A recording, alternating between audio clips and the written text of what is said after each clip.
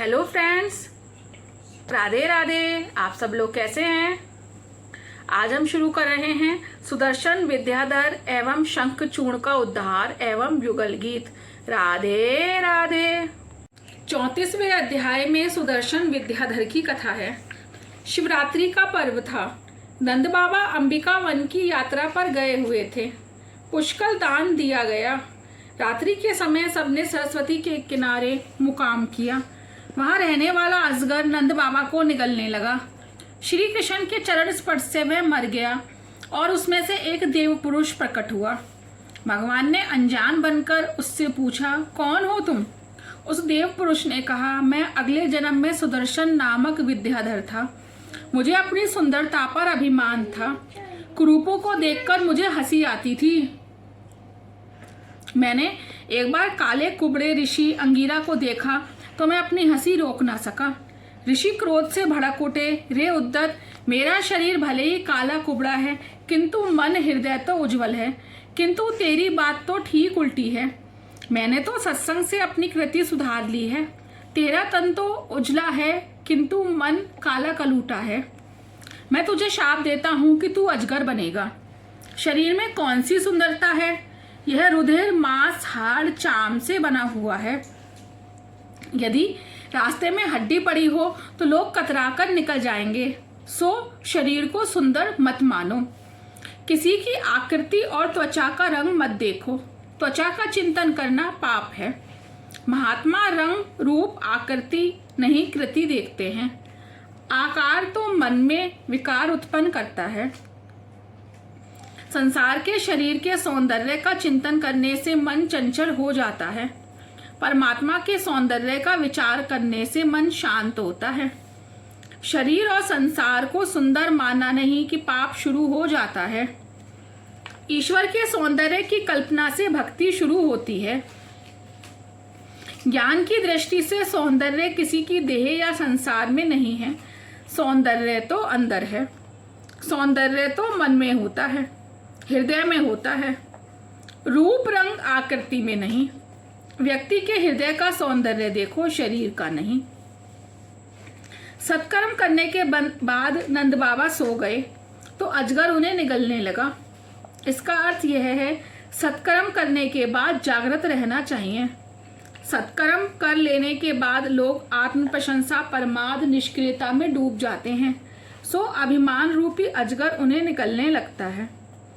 रात्रि के समय जागने का अर्थ है स्वयं कुछ भी नहीं किया है ऐसा मानना और अनुभव करना। सत्कर्म हो जाए तो मान लो कि प्रभु की कृपा के कारण ही वह सब कुछ हो सका। प्रभु ही ने मुझे निमित्त बनाकर वह सत्कर्म किया है। आगे शंखचूड़ के वध की कथा आती है। गोपियां रात्रि के समय श्री कृष्ण के साथ रासलीला करती थीं और दिवस में के समय भी श्री कृष्ण लीला में लीन रहती थीं। युगल गीत और वेणु गीत के भाव समान हैं। मनुष्य जब निठल्ला बेकार बैठा होता है उसके मन में पाप आता है। रात को जप करो। निवृत्ति के समय मन को काम सुख द्रव्य आदि की ओर ना जाने देना। यह मन तो चंचल वानर जैसा है। अकेला और निठल्ला हुआ नहीं कि कूदा कादी करने लग जाता है। उसे हमेशा सत्कर्म शुभ चिंतन में लगाए रहो।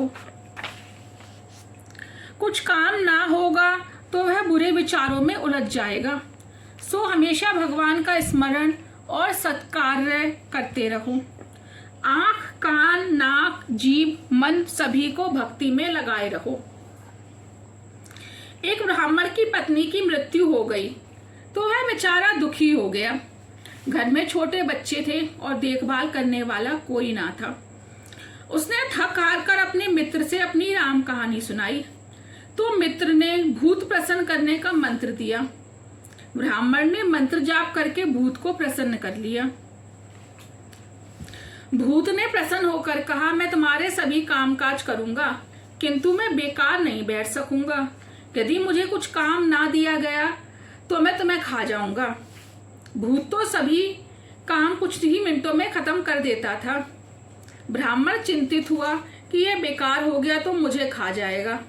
उसने मित्र से बात की मित्र ने उत्तर दिया, अपने आंगन में एक बड़ा सा बांस गाड़ दो और भूत से कहो कि इस कामकाज से निवृत्त होकर इस बांस पर चढ़ते उतरते रहना। ब्राह्मण ने वैसा ही किया। भूत समझ गया यह तो मेरा भी गुरु है। वह शांत हो गया। मन भी उस भूत जैसा ही है। इसे काम ना दोगे तो वह तुम्हें खा जाएगा। जब तक नींद ना आने लगे बिस्तर के पास तक ना जाना और काम में लगे रहना चाहिए। जिसे मन की चंचलता का भान हो जाए उसे आत्मदर्शन हुआ है ऐसा माना जाए, कोई आपत्ति नहीं है। गोपियां सारा दिन घर का कामकाज करती थीं और रात को इकट्ठी होकर कृष्ण लीला का चिंतन करती थीं, कीर्तन करती थीं। ध्यान अकेले किया जाए किंतु कीर्तन तो सारे घर के लोग मिलकर करें। लोग घर को तो स्वच्छ रखते हैं किंतु मन की ओर ध्यान नहीं देते। रात को सोने से पहले घर के सभी छोटे बड़े एक साथ बैठकर भजन कीर्तन करें तो बड़ा अच्छा है, घर पवित्र हो जाएगा। कथा कीर्तन भक्ति है।